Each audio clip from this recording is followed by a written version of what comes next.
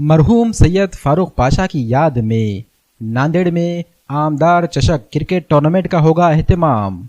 फारूक अहमद मित्र मंडल की जानिब से किया जा रहा है एहतमाम। 3 फरवरी से 11 फरवरी के दौरान खेला जाएगा टूर्नामेंट। जिल्हाधिकारी साहेबांना विनंती करतो, याच्यामध्ये आपण पर्सनली लक्ष घालून जे काही असेल, हे काही धान्य माफी आहेत, जे काही आहे राशन माफी आहेत, त्यांची चौकशी करून या संबंधित एजन्सीला तात्काळ या ठिकाणी यांची जी दिलेले टेंडर काढून घ्यावं आणि त्यांच्यावर योग्य ती फौजदारी कारवाई।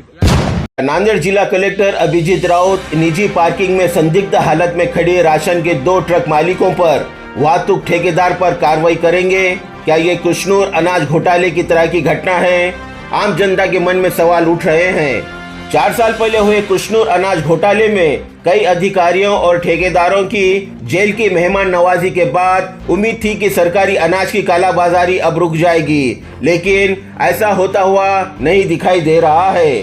सार्वजनिक वितरण प्रणाली के 2 ट्रक अनाज एक निजी स्थान पर मिलने के बाद ये कयास लगाया जा रहा है कि कहीं ये एक और बड़े घोटाले की पुनरावृत्ति तो नहीं है। गरीबों को अनाज के कारण भूखा न रहना पड़े, उन्हें 2 वक्त का भरपेट खाना मिले, इस नेक इरादे से सरकार ने सस्ता अनाज उपलब्ध कराने की योजना शुरू की। लेकिन नांदेड़ में एक ऐसा अनाज माफिया सक्रिय है जो गरीबों के मुंह से निवाला निकालकर उसे काले बाजार में बेच देता है। 4 साल पहले पुलिस ने ऐसे ही एक अनाज माफिया का भांडाफोड़ किया था। शुरुआत में कुशनूर घोटाला 2 करोड़ रुपए का लग रहा था और फिर पुलिस जांच में यह घोटाला बढ़ता चला गया। जिले में अनाज घोटाले की परंपरा पिछले कई वर्षों से राजनीतिक समर्थन और वरिष्ठ अधिकारियों की मेहरबानी से निरंतर जारी है। ये अनाज घोटाला कई बार उजागर हो चुका है। इसके बाद ही निलंबन हुआ, दोषियों पर कार्रवाई भी हुई, लेकिन वे दोबारा सेवा में शामिल हो गए और घोटाला फिर से शुरू हो गया। अब ये रूटीन सब बन गया है।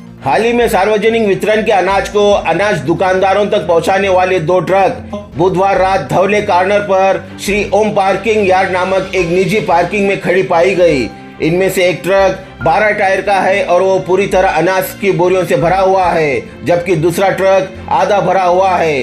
ये जानकारी ग्रामीण पुलिस को मिलने के बाद उन्होंने तुरंत मौके पर जाकर घटना का निरीक्षण किया और इस मामले की सूचना जिला आपूर्ति विभाग को दी। इसके बाद नायब तहसीलदार दीपक मरले ने दोनों वाहनों का पंचनामा किया है। नांदेड़ के जनता की निगाहें अब जिला कलेक्टर अभिजीत राउत पर टिकी हुई है।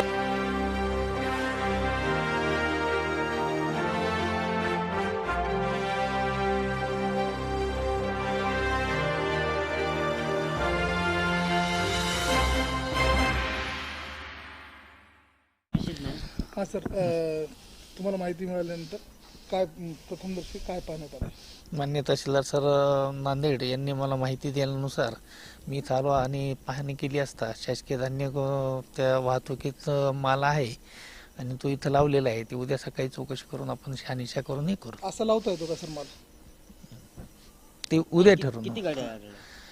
एक गाडी फुल आहे आणि दुसरी गाडी थोडा माल आहे, बाकी उद्या चेक करता येईल। आता चेक केल्याशिवाय मला सांगता येणार नाही। सकाळी जिथून आपण शासकीय गोडाऊन काढली त्याच्यानंतर तिथून काढता येते का गाडी आणि तिथंच लावता? नियम काय तेवढं सांगायचं?